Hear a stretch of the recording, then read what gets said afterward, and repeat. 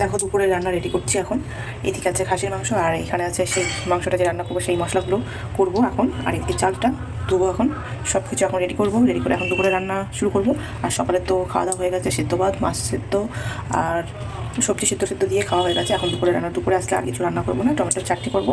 এই দুটো টমেটো দিয়ে চাটনিটা করবো আর এই খাসি মাংসটা করবো। তো এখন সব কিছু রেডি করা হয়ে গেছে, এখন রান্না বসাবো। গ্যাস অন করে দিয়েছি, কড়াইটা বসে দিলাম। আর এইদিকে আলু কেটে রেখেছি, আগে আলুগুলো ভেজে নেবো। রান্নাটা করবো সর্ষের তেলে, তাই সর্ষের তেল দিয়েই আলুগুলো ভাজবো, কারণ এই তেলের মধ্যেই রান্না করবো। তেল গরম হয়ে গেছে, এখন আলুগুলো দেবো।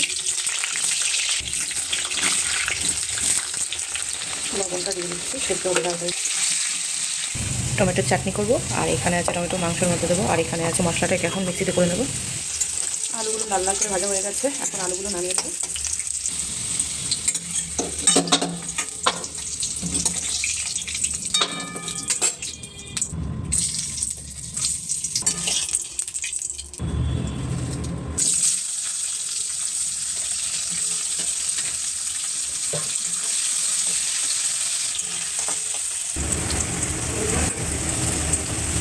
এদিকে চাটনিটা বসাচ্ছি, পুরোনো দিলাম 5 ফোড়ন।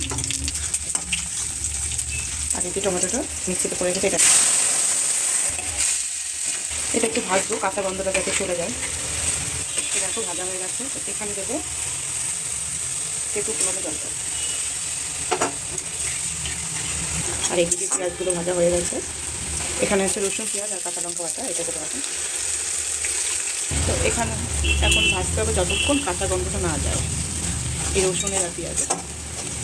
আর এখানে আছে আগের দিনের পেঁপের চাটনি, তো ভাবছি এটা দিয়েই আজকে চাটনিটা করবো। এখানে আর মিষ্টি দিলাম না, এই চাটনিটা কিন্তু অনেক মিষ্টি হয়েছে, তো আমি তো মিষ্টি খেতে পারি না, তাই ভাবলাম এত বেশি মিষ্টি খেতে পারবো না, তাই এটাকে কী করবো, আবার আলাদা একটা চাটনির সঙ্গে মিশিয়ে চাটনিটা করলে ভালো হবে।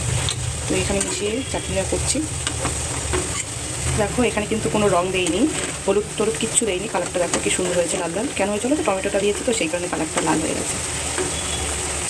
তো এখন এটা তো কাঁচা গন্ধ চলে গেছে, ভাজা হয়ে গেছে। তো এখানে দেবো আদা আর কাঁচা লঙ্কা বাটা। চাটনিটা হয়ে গেছে, এখন গ্যাসটা বন্ধ করে দিচ্ছি। তারপরে যে লেবুটার রসটা চেপে দিতে হবে এখানে।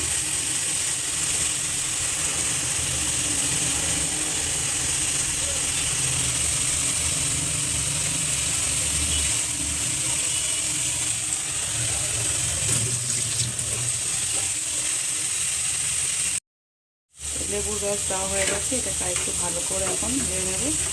লেবুর রসটা কেন দিলাম, খেতে টেস্টি লাগবে আর গন্ধটা খুব সুন্দর হবে। আর নামানোর সময় দিতে হবে, কারণ নাহলে পিঠে হয়ে যাবে।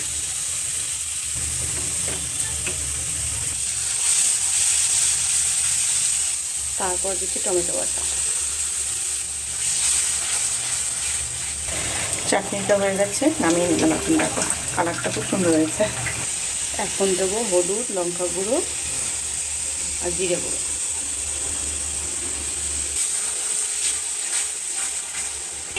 এখন দেবো লবণ। দেখো মশলা দিয়ে তেল ছেড়ে দিচ্ছে, তো মশলাটা ভাজা হয়ে গেছে। এখন দেবো খাসির মাংস।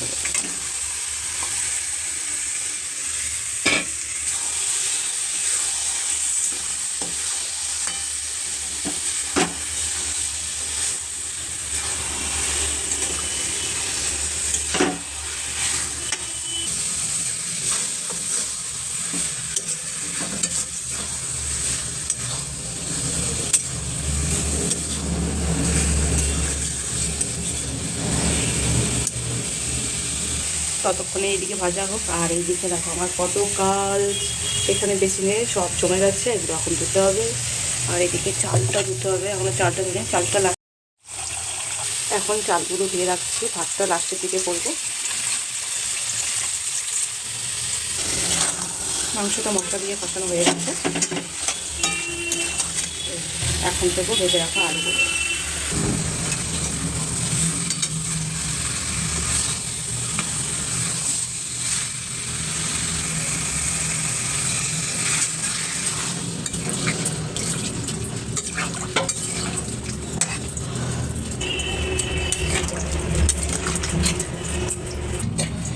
এখন দেবো গরম মশলা।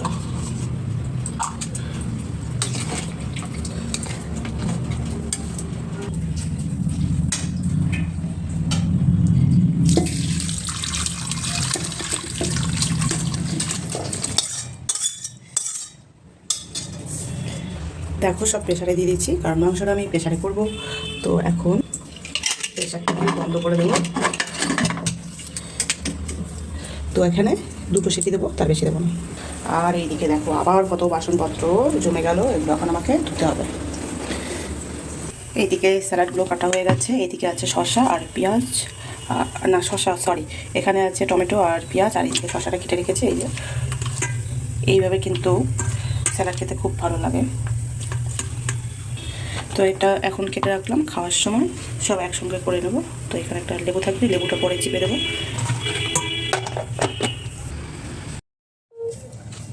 তো এখন খাওয়ার রেডি। ওই ওইটাতে লেবু দিতে হবে না তো স্যালাডটাতে? না, স্যালাডটা কী হয়েছে, আগে কি ওখানে দেবো, তাহলে দেবো? যেখানে খুশি দাও তুমি, ঠিক আছে। টাইম নেই গল্প করার। আর এটুকু দিয়ে খাওয়া শুরু করে আমি দিচ্ছি।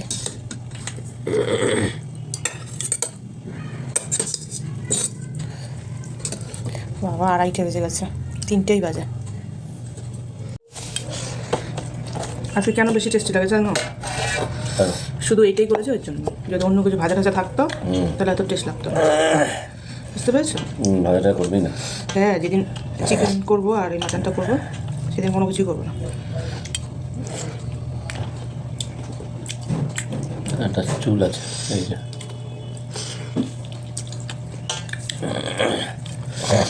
টেস্টি লাগছে।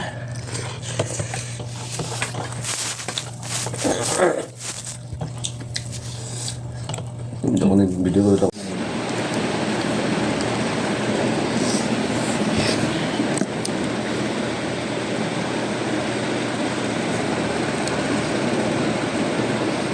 কিন্তু এই কালার ক্রিমটা খুব সুন্দর গন্ধ জানো।